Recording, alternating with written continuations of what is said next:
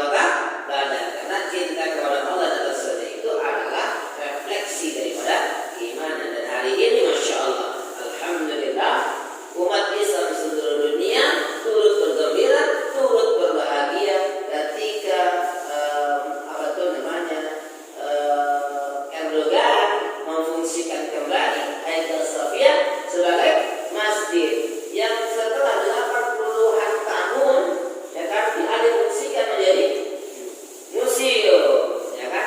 Kita tertanya juga terus apa salah satu di tweetnya ya kan, hari ini Hagia Sophia menjadi masjid kata Erdogan dalam tweetnya ya kan. Kemudian kita akan menuju Al-Aqsa. Masya Allah ya kan, Masya Allah. Dan orang-orang barat Paus Fulan ya kan menyampaikan ketidaksetujuannya. Kenapa? Dulunya katanya Hagia Sophia itu adalah gereja yang dirampas oleh Mehmet ya kan, atau Muhammad Al-Fatih. Padahal dokumen resmi dirilis oleh pemerintah gereja itu dibeli. Lihat kita nggak ada kan ceritanya orang Islam jual masjid. Hari ini di Eropa, di Barat banyak gereja yang dijual karena apa? Tidak ada jemaahnya. Masjid kita juga bisa jadi dijual atau setidaknya dialihfungsikan, setidaknya tidak berfungsi lagi sebagai masjid kalau apa? Kehilangan orang yang memakmurkannya. Ya kan?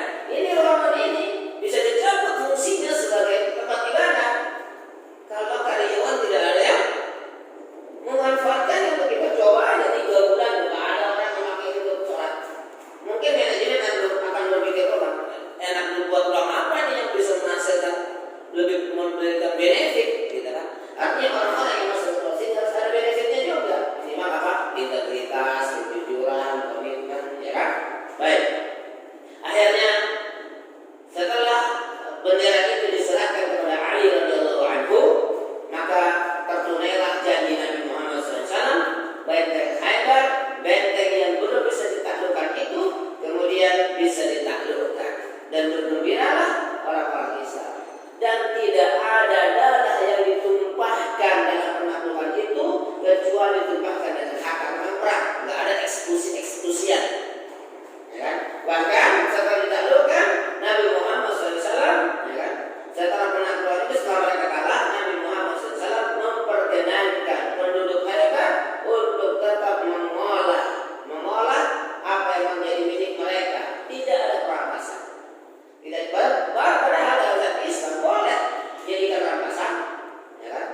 Maka penduduk Khaybar tidak diusir dari sana, tetapi kemudian harus tunduk pada aturan. Dan Nabi Muhammad tidak mewajibkan penduduk Khaybar untuk masuk Islam, untuk bersyahadat. Sebagaimana Muhammad Al-Fatih tidak pernah memaksa penduduk Konstantinopel, orang-orang Kristen Ortodoks, untuk masuk Islam, tapi dibiarkan beribadah dengan apa namanya, dengan kepercayaannya mereka. Tapi harus tunduk dalam hukum sosial, harus tunduk pada aturan-aturan Islam. Jual beli, riba, khamar, dan jenis-jenis maksiatan diatur sesuai dengan ketentuan Islam, termasuk juga di Khaybar. Kemudian setelah benteng Khaybar ditaklukkan, ada kegembiraan lain yang dirasakan oleh Nabi Muhammad Sallallahu Alaihi Wasallam pada saat genting di mana Ali radhiyallahu anhu sedang memimpin penaklukan atau menjebol benteng. Datang rombongan dari Habasyah. Bergabung kepada pasukan kaum muslimin. Rombongannya siapa? Ingat dulu di awal-awal dakwah di Mekah ada namanya al-hijrah ila Habasyah. Hijratul ula fil Islam ila Habasyah, ke Ethiopia. Hijrah pertama dalam Islam ke Habasyah. Ya kan? Kenapa? Karena penduduk Mekah, karena orang-orang Islam mengalami intimidasi yang luar biasa, sehingga Nabi Muhammad SAW mengizinkan para sahabat untuk pergi ke Habasyah. Gimana nih kami dipersulit beribadah, kami tidak ada luasa mengekspresikan keyakinan kami, padahal itu hak asasi. Maka kemudian Rasulullah bilang kalian ke Habasyah, karena Habasyah dipimpin oleh seorang yang adil, seorang yang adil yang tidak akan menzalimi siapa. Jadi adil itu adalah sifat umum ada di semua agama.